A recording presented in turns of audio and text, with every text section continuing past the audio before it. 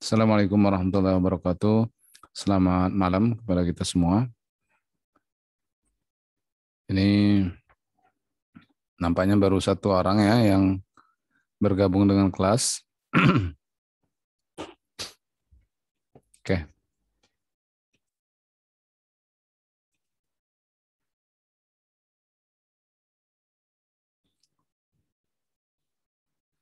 Jadi kita mau membahas sesuatu teknologi baru atau katakanlah hal yang sedang hangat dibicarakan pada saat ini.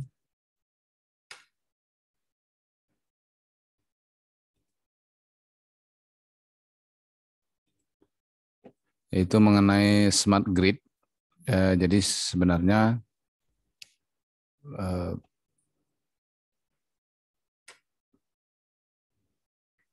dalam operasi sistem tenaga listrik kita sudah tahu ya bagaimana sistem operasi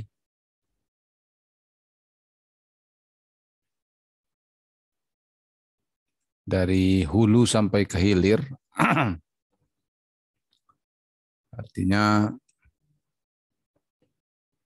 dari pembangkitan sampai ke konsumen. Itulah operasi sistem tenaga listrik yang mana tujuannya adalah untuk dapat menyalurkan tenaga listrik dari produksinya atau dari pembangkit sehingga dia bisa dimanfaatkan oleh masyarakat. baik itu dia untuk ya semua kebutuhan yang menggunakan listrik. Entahkah dia untuk menghidupkan pompa air, AC, kemudian kulkas, charger handphone dan lain sebagainya, komputer, lampu yang paling jelas gitu kan. Semuanya bisa dimanfaatkan oleh masyarakat. Sebenarnya tidak perlu memasang transmisi yang begitu jauh ataupun jarak yang jauh, memasang transmisi, kabel yang tinggi. Seandainya itu bisa dilakukan secara langsung. Artinya tenaga listrik yang dibangkitkan itu bisa langsung ya dimasukkan ke rumah-rumah. Misalnya dari pembangkit yang tegangannya 11,3 kilovolt, keluaran dari generator, kita turunkan saja sehingga menjadi 380 volt fasa ke fasa misalnya. Tapi karena memang letak pembangkit itu jauh dari posisi beban, maka harus menjadi lebih rumit adanya transmisi, adanya distribusi. Nah, untuk berbicara smart grid ini sebenarnya bagaimana kita mengubah sistem penyaluran tenaga listrik yang ada selama ini dari produsen atau pembangkitan generation atau power plant sampai kepada consumer. Nah, jadi dengan smart grid dari artinya sendiri bahwa smart itu pintar, grid itu jaringan, jadi artinya jaringan yang pintar. Apa sih pintarnya? Nah, maka kita bahas. Ada beberapa hal mengenai introduction to smart grid, pillar of smart grid, overview of smart grid, dan lain sebagainya. Kita langsung aja ya. What is a smart grid? Apa sih sebenarnya smart grid itu? Ini dia. Ini gambarnya. Ini penjelasannya. Jadi kalau orang bercerita smart grid atau bertanya tentang smart grid, kita jangan sampai tidak update lah istilahnya kan, jangan sampai kita tidak update sehingga kita tidak tahu. Jadi dasarnya this electric grid delivers electricity from point of generation to consumer, and the electricity delivery network function via two primary system, the transmission system and distribution system. Seperti yang saya sudah singgung tadi ya. The transmission system deliver electricity atau sistem transmisi menyalurkan atau ya menyalurkan listrik from power plant dari pembangkit to distribution substation. Nah, dari pembangkit, jadi dari pembangkit sampai ke penaik tegangan, kemudian ke transmisi dan ke gardu induk yang ada di katakanlah di kota-kota atau di daerah-daerah. While the distribution system deliver electricity, pada saat yang sama juga, while ini pada saat yang sama juga, sistem distribusi mengalirkan listrik dari gardu induk distribusi ke consumer. Itu. Kemudian itu yang lama atau yang konvensional, itu yang terjadi sekarang ini katakanlah seperti itu. Kemudian building the smart grids means, jadi membangun sebuah smart grid itu berarti atau maksudnya adding computer and communication technology to the existing electricity grid. Menambahkan komputer atau sistem teknologi komunikasi kepada grid kita tadi atau jaringan yang di atas ini. Menambahkan komputer ke sistem jaringan yang sudah kita lihat, kita perhatikan keterangannya di atas ini. Menambahkan komputer, diatur oleh komputer sehingga dia jadi cerdas. Kemudian menggunakan teknologi komunikasi sehingga dia menjadi sempit. Nah, jadi yang tadinya jauh-jauh bisa jadi dekat dengan sistem komunikasi. Tiang transmisi yang terbentang di tengah hutan sana menjadi dekat dengan kantor PLN yang ada di kota karena terhubung dengan teknologi komunikasi. With an overlay of digital technology, jadi dengan terdapatnya atau dipasangkannya atau digunakannya teknologi digital, the grid promise to operate more efficiently and reliably. Jadi dengan sistem teknologi digital tadi dapat dijamin bahwa jaringan itu akan beroperasi lebih efisien dan lebih handal, reliably. It can also accommodate more solar and wind power, akan mudah mengakomodasi tenaga surya dan tenaga angin yang tersebar di mana-mana. Oke. Di gambar ini kan ada kan, ini tenaga surya, tenaga angin bisa disambungkan ke jaringan tenaga listrik ini. Which are inconsistent source of energy that can become more reliable with better controls. Jadi tadi tenaga surya dan tenaga angin ini kan kita tahu lah dia kan inconsistent source, jadi tidak konsisten, sumber yang tidak konsisten. Angin kadang ada, kadang tidak. Tenaga matahari cuma ada pada siang hari saja, malam tidak ada. Artinya tidak konsisten, tidak terus-menerus dia ada. Nah, tetapi harus dengan dimasukkannya ke jaringan ini atau smart grid ini, dia akan menjadi handal dan terkontrol dengan baik. Nah, kapan dia harus dimasukkan ke ini ya? Kalau malam tentunya dia akan dimatikan karena tak ada gunanya. Dia tidak menghasilkan tenaga listrik ya. Untuk tenaga surya ya. Yang tenaga angin juga demikian. Mungkin ketika nggak ada angin dia tidak akan menghasilkan listrik, gitu. Bisa diputuskan jaringannya. Much like computer and router manage the flow of bits on the internet, smart grids technologies use information to optimize the flow of electricity. Jadi sudah jelas ya di sini pemanfaatan sistem komunikasi dan digital tadi akan membuat jadi optimasi.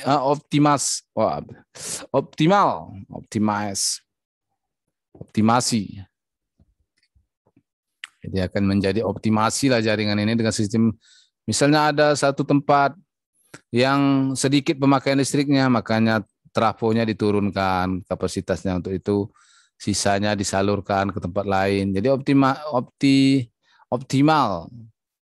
Tidak ada yang terbuang. Kemarin kan kita sudah cerita optimasi, bagaimana kalau pembangkit itu bermacam-macam, kemudian bebannya ada berapa persen dari kemampuan totalnya, maka kita hitung pembangkit A misalnya dia harus beroperasi sekian megawatt atau sekian persen, pembangkit B sekian persen, pembangkit C sekian persen, dan seterusnya. Tapi dengan sistem grid ini, maka pengaturan penyaluran tenaga listrik dari setiap pembangkit itu bisa diatur dengan mudah. Oh, ini bebannya sepertinya turun misalnya, langsung pembangkitnya diputuskan yang biayanya mahal, misalnya yang berbiaya solar atau yang biayanya katakanlah gas, solar lah terutama yang mahal.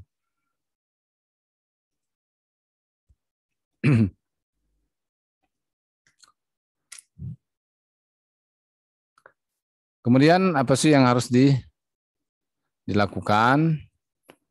Apa yang membedakannya dengan jaringan konvensional itu adalah adding, sensing, embedded processing, and digital communication make the grid observable. Observable dapat diamati atau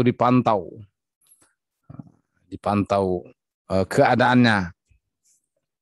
Kemudian controllable dapat diatur.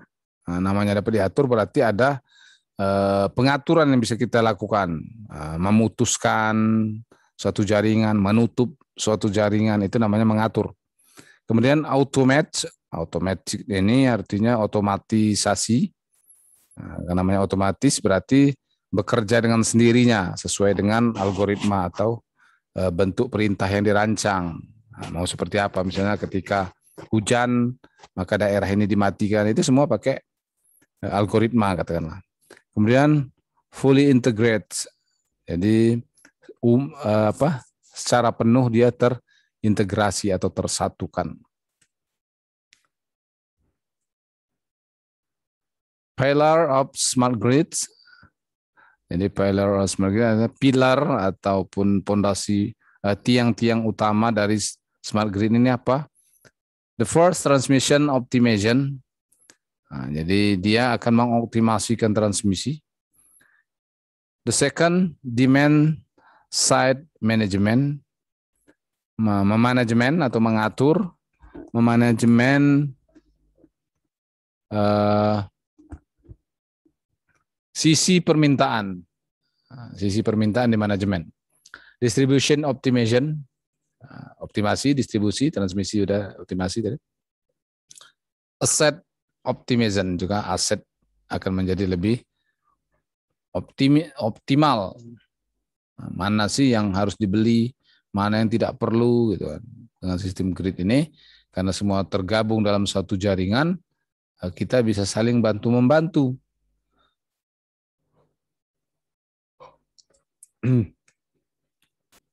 Overview of smart grid. Nah, ini contohnya bagaimana smart grid itu bekerja. Di tengah-tengah kita lihat ada smart substation, dialah menjadi sentral dari semuanya. Kemudian ada wind farm, tenaga angin ini ya. Kemudian grid based renewable, base camp atau pusat daripada tenaga energi baru terbarukan. Kemudian grid based storage, ini artinya penyimpanan baterai misalnya, penyimpanan energi listrik. Jadi karena ada pembangkit renewable harus ada baterainya juga. Kemudian nuclear power plant, automatic fault isolation. Nah, di sini masuk semua ke smart grid tadi, ke smart substation tadi. Kemudian ada SVDC, link to neighboring grids. Dia akan, misalnya ini contohnya dihubungkan ke jaringan atau grid yang berdekatan atau tetangganya. Kemudian masuk ke smart substation yang lain, terhubung kembali ke automatic fault isolation, karena dia dihubungkan dengan substation yang lain lagi. Di substation ini juga menghubungkan pembangkit-pembangkit, ada yang pembangkit gas alam, ada batu bara, dan lain sebagainya. Jadi ini digabungkan semua menjadi satu, ya tentunya akan lebih komplit. Seperti halnya dalam pelajaran transmisi interkoneksi. Nah, ini sudah sama dengan interkoneksi. Need for a smart grid. Nah, kebutuhan akan smart grid itu electrical grids are inefficient. Jadi yang ada sekarang ini itu tidak efisien. Highly prone to power failure. Besar risikonya untuk terjadi kerusakan tenaga. It has become a stressed grid structure. Ya. Jadi struktur jaringan yang lebih tertekan atau terpaksa. Kemudian energy demand is increasing at a faster rate than energy supply because of the increase in population. Ya, jadi permintaan daya listrik itu naik secara cepat karena tentunya oleh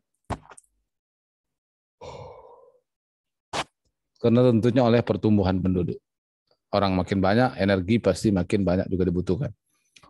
Makanya kalau Anda jadi pengusaha energi, maka itu pasti akan sangat menjanjikan. Kenapa? Setiap orang lahir pasti butuh energi dan itu akan dipegang dia dari dia kecil sampai ke dia besar dan seterusnya.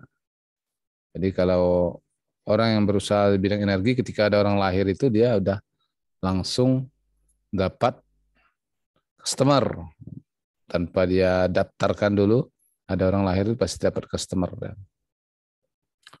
With the increase in energy cost, dengan kenaikan energi cost atau harga energi, customer expectation are also increasing. Maka orang pun ekspektasinya terhadap energi itu harus pasti akan makin tinggi. Nggak mau dia berlangganan listrik udah mahal terus mati-mati. Atau tegangan yang nggak bagus, sering drop. Customer want to do more of protects the environment, use less energy, and control their costs. Lingkungan harus diperhatikan dan juga biaya atau pengeluaran mereka juga harus bisa dikontrol atau katakanlah kalau dikontrolnya hemat lah. Also, customer are increasingly technologically savvy and expect to receive the information to help them manage their energy usage. Jadi ada keinginan untuk memanajemen energi mereka yang mereka gunakan. One of the main characteristic of the smart grid is enabling customer to manage energy and control their costs. Jadi salah satu hal khas daripada smart grid ini adalah kemampuan atau dapatnya pelanggan itu untuk memanajemen energi dia. Oh, hari ini saya ini mau masang kulkas, kayaknya banyak mau buat batu es misalnya kan. Maka dia pesanlah energi untuk kulkas, kalikan berapa jam untuk mendinginkan batu es ini? Oh, 5 jam. Berarti saya pesan energi 5 jam ke PLN. Tambah. Bisa seperti itu. Atau ini rumah mau saya tinggalkan ini. Biarlah ini berarti saya pesan ke PLN, rumah saya dikosongkan. Sehingga PLN mengurangi. Rumah si ini nggak memakai energi sebesar 100 kWh. Berarti PLN mengurangi 100 kWh di pembangkitannya gitu. Itulah smart grid ini kan. Adanya manage energy and control their costs. Greenhouse gas emission is increasing due to the increase in energy consumption. Jadi makin tinggi energi tentunya, makin banyak kebutuhan energi tentunya efek rumah kaca ini akan makin meningkat. Seperti itu.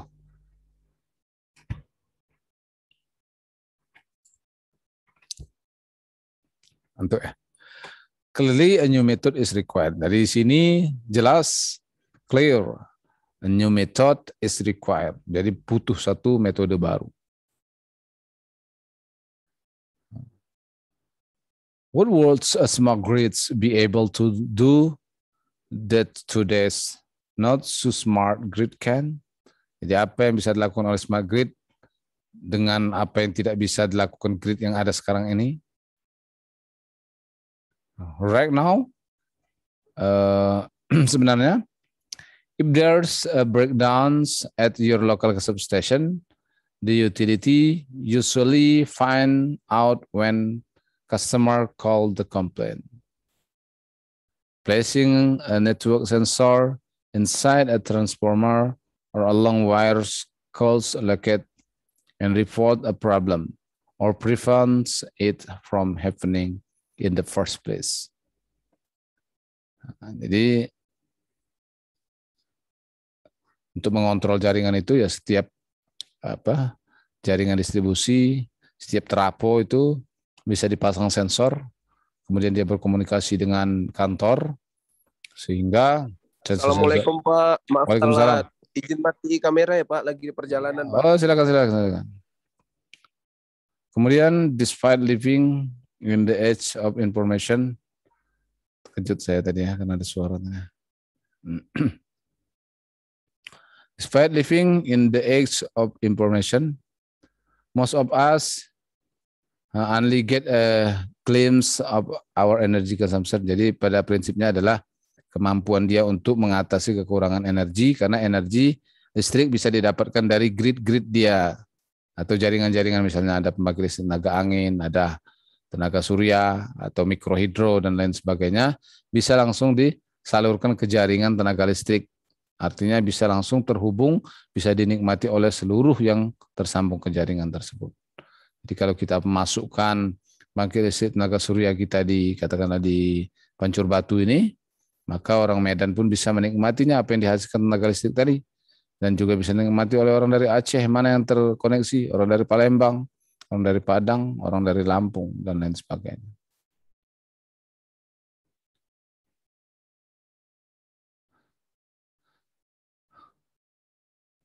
Ini small grids, Boon, transform the way power is consumed, mentransformasikan bagaimana kita mengkonsumsi tenaga listrik itu. Dari yang sebelumnya hanya menerima saja, mungkin saat ini kita bisa aktif mengelola tenaga listrik kita. Increase reliability and power quality, meningkatkan kehandalan dan kualitas daya. Nah, tadi sudah saya jelaskan ya, kehandalannya di mana yang ditingkatkannya itu. Dan kualitas dayanya, yaitu tadi karena dikontrol dengan secara digital. Jadi untuk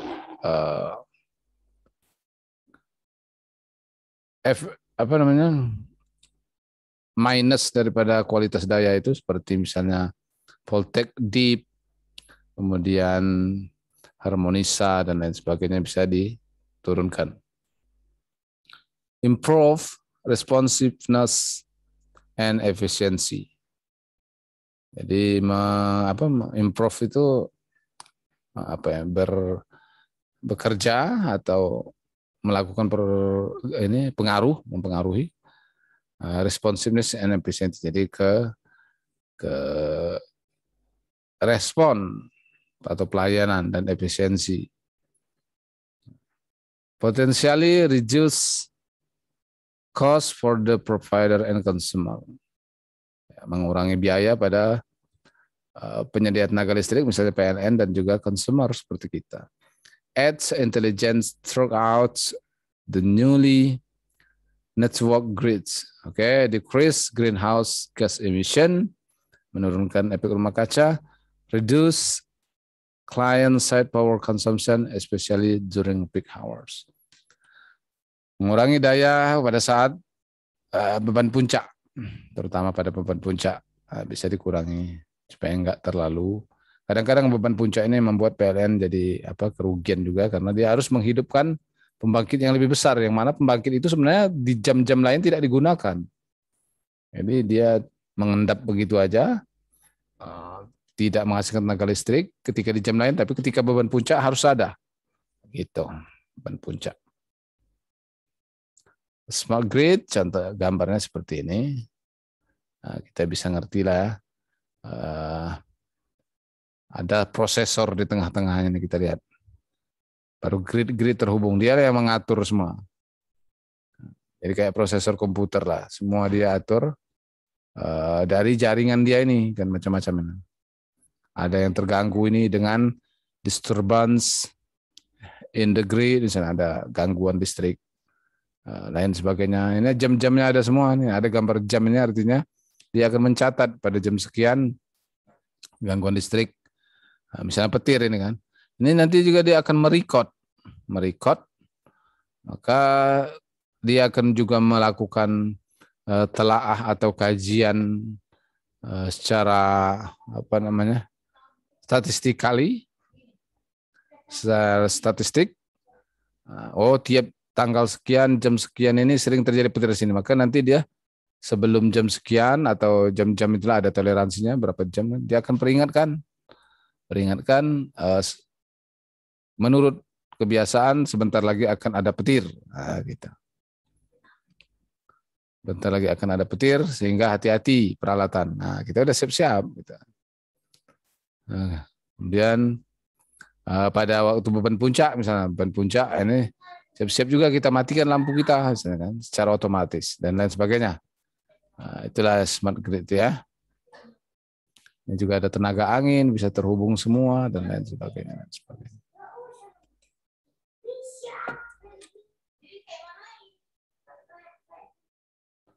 Comparison, nah perbandingannya lah ya. Current state dan modern utility. Bisa Anda lihat ya. Ya tentunya yang current state ini analog electromechanically masih bersifat analog. Kemudian kalau yang modern utility digital microprocessor control. Kemudian reactive prone to failure and blackout, rentan terhadap gangguan dan blackout. Kemudian kalau yang di modern utility proaktif, artinya seperti tadi kalau akan terjadi kilat, maka dia ada sensornya. Oh ini ntar lagi terjadi kilat, maka kita putuskan jaringan supaya tidak mengganggu atau kita perbaiki pentanahannya, ditambah lagi mungkin pada saat ini kalau enggak terjadi petir dikurangi. Kemudian one pricing, satu harga. Nah, kalau ini real time pricing bisa aja.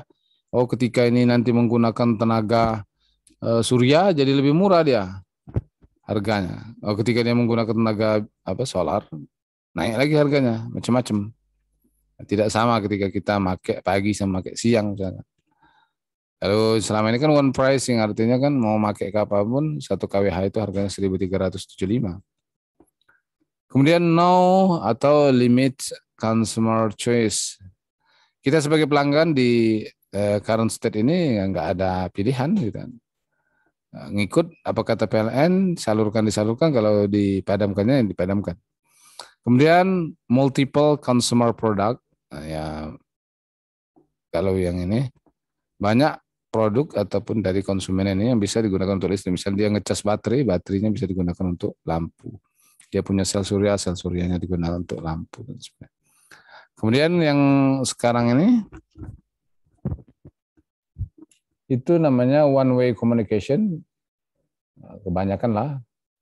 Kemudian kalau ini two way atau integrated communication. Few sensor, sedikit sensor karena many monitor and sensors. Jadi banyak monitor, banyak sensor juga yang modern utility. Kemudian yang current state manual restoration, cara manual, ada gangguan secara manual diperbaiki. Kalau ini condition performance based maintenance, jadi bisa diperbaiki secara sendiri atau namanya self-healing. Kemudian limited transparency with customer and regulator. Kemudian transparansi with customer and regulator. Semua transparansi, kita cek dayanya berapa, tegangannya pada saat ini berapa, gitu kan, semua bisa. Kemudian limited control over power flow. Kemudian ini pervasive control system. Kalau ini kontrol yang terbatas, ini sangat-sangat bagus kontrol. Kemudian estimate reliability, perkiraan keandalannya dalam perkiraan. Kemudian ini kalau ini predictive reliability, lebih diprediksikan, keandalannya bisa terprediksikan.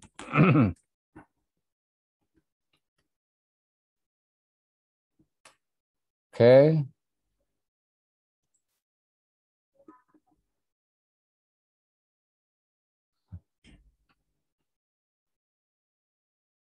Component of smart grid. A smart grid has two main component. Jadi komponen utama dari smart grid itu, satu itu the network, the connectivity network. Ya tentunya lah itu jaringan. Kemudian core network, inti jaringan. Kemudian distribution network, access network, kemudian sensing and measurement. Core network itu the core network handle connectivity between substation and utility head office. Use the core network implementation includes. Jadi ada namanya core network ya atau inti daripada jaringan. Wireline technologies, kemudian fiber, wireless technologies, kemudian ada WiMAX. Orang komunikasi lah yang ngerti ya. Nah, kemudian distribution network. The distribution network handle broadband connectivity for transmitting data collected by smart grid.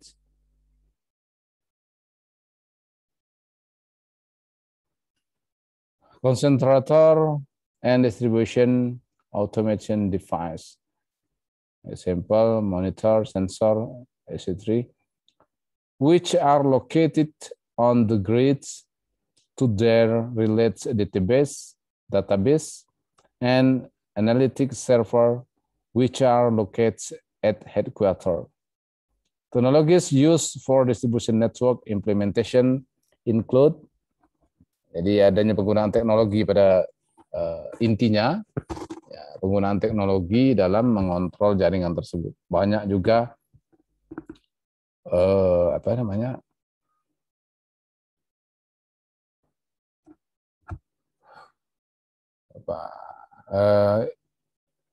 bentuk jaringannya, atau istilah komputer itu apa ya, topologis. Ada wireline teknologis, fiber, broadband over, bukan lebih banyak menggunakan komputer dan sistem komunikasi ya, perlu diperhatikan. Access network. The access network handle last mile connectivity from smart meter located on the edge of the power grids at home, office, and municipal facilities to a speed concentrator.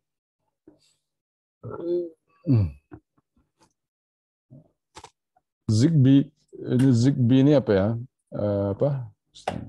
Mana? Zigbee ini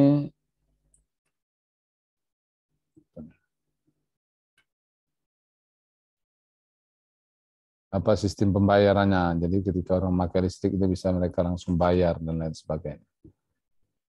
Kemudian ada Wi-Fi, kemudian WiMAX, GSM. Optimize smart power grid wireless connectivity, scalability and enhance flexibility, carry class all outdoor link, reliability and availability. Jadi semua orang bisa mengakses teknologi daripada smart grid ini ya. Jadi nggak boleh terbatas, jaringan kurang bagus dan lain sebagainya tidak boleh lagi kalau di smart grid ini. Kadang kita sekarang ini masih main Zoom, masih jaringannya entah kemana-mana, nggak jelas, masih sering putus nyambung gitu karena jaringan komputer apa kita belum bagus telekomunikasi. Kalau listrik nggak bisa gitu, sempat terjadi seperti itu, orang padam listriknya gitu. Karena sangat bergantung dengan teknologi informasi. Sensing and measurement, it's easy to cut your electricity bills if you know exactly how much electricity you are using. Kita tahu secara tepat berapa listrik yang kita gunakan, kita bisa mengekat ataupun mengurangi billing kita. How much it is costing you in rupiah per hours atau dolar per jam. How much harmful carbon dioxide your household contributes to the greenhouse effect. Jadi sebenarnya kita setiap kali kita menggunakan energi ini kita membuang karbon. Walaupun enggak kitanya yang di rumah membuang karbon, artinya dengan kita pakai listrik sekian kilowatt, berarti kita membakar batu bara sekian kilogram. Hasil dari batu bara tersebut akan buat limbah ke atas atau karbon. Artinya kita berkontribusi sebenarnya setiap kali kita menggunakan energi ini kita sudah membuang karbon. Walaupun kita tidak nampak ya, karena kita memakainya yang memproduksinya, yang menggunakan batu bara itu PLN, tapi dengan kita memakai listrik PLN, berarti kita sudah berkontribusi dengan karbon. Seperti itu ya. Kemudian smart metering. Jadi nanti meteran yang ada di kita ini semuanya bisa dipantau langsung oleh kantor PLN. Berapa pemakaian kita, jam sekian kita menghidupkan mesin cuci sehingga naik arusnya. Kemudian kita menghidupkan kompor listrik misalnya, atau menghidupkan mesin air dan lain sebagainya, itu tercatat di meteran kita. Dan orang PLN tahu. Nah, jadi kalau kita melakukan pencurian listrik itu langsung ketahuan. Nggak bisa lagi untuk mencuri listrik. Ya, meterannya bisa komunikasi dengan data manajemen sistemnya dari PLN, langsung terdata. Oh, nanti tiap malam dia akan record kita. Oh, tahu dia, jam segini biasanya dia mau menghidupkan mesin cuci. Jam segini. Kalau kita tidak menghidupkan mesin cuci, dia ingatkan. Apakah Anda mau tidak menghidupkan mesin cuci? Karena apa? Dia udah tahu jadwal kita. Jadwal kita menggunakan tenaga listrik. Dan jam sekian kita matikan lampu biasanya kan. Ini berarti lupa dia matikan lampu. Diingatkan oleh manajemen sistem di handphone kita. Anda tidak mematikan lampu. Oh iya, misalnya kita tahu kan bahwa kita tidak mematikan lampu, pada kita udah terlelap semua misalnya seperti itu. Banyak lagi kecanggihan-kecanggihannya dengan sistem smart grid. Google Power Meter Energy Tracker. Nah ini kan. It work without smart meter. Nah bisa juga tanpa smart meter. Kita cuma punya handphonenya. It combination with power meter. A person can view detail such as real-time electricity use and weekly trends from a web browser or using a smartphone running e-Google. Jadi dengan menggunakan Google kita tahu penggunaan daya listrik kita, jam sekian kita pakai tadi, ada recordnya. Lebih mudah kita memahami, oh tadi ada orang hidupkan mesin cuci, ya. Berarti ada orang nyuci, apa yang dicucinya? Nah, berarti dia biasanya nggak dihidupkannya. Bisa ditanya, apa cuci apa tadi? Cuci apa, misalnya ada celana, misalnya rupanya dia jatuh ke lumpur. Yang biasanya nggak pernah dilakukannya, misalnya gitu kan di jam-jam segitu. Jadi bisa dilacak dengan penggunaan digital internet. Dan banyak lagi peralatan-peralatannya. Ini bisa semua kita kerjakan, tergantung kita ada keinginan atau tidak untuk masuk terjun ke dalam sistem smart grid ini. Karena ini pasti akan terjadi. Jadi ini kalau kita mau berubah ke smart grid, maka kita harus persiapkan diri dari sekarang, sehingga listrik itu juga seperti Shopee, seperti Tokopedia, kita bisa mainkan dari handphone kita penggunaan tenaga listrik kita. Oke, mungkin hanya ini pengantar mengenai smart grid ini. Anda bisa baca nanti kalau saya share PowerPoint ini. Oke, terima kasih atas perhatiannya. Mohon maaf atas segala kekurangannya kepada adik-adik semua. Semoga bermanfaat, bisa menjadi bekal kalian dalam sistem teknologi kelistrikan yang terbaru ini. Oke, terima kasih.